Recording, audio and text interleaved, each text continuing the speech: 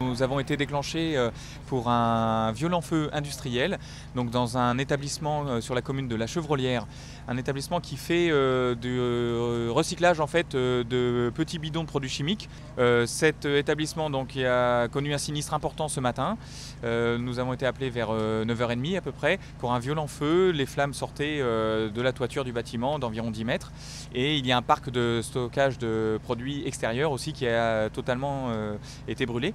Donc on a environ 2000 m² de sinistrés sur une surface totale de 3000. On a pu sauver un bâtiment et on a pu sauver un stockage de produits chimiques. L'incendie, là, on peut considérer que le feu est éteint depuis à peu près midi.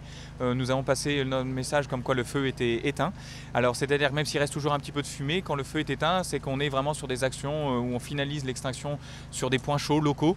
Mais globalement, le sinistre ne peut plus prendre d'ampleur et la situation est totalement maîtrisée. On avait deux inquiétudes.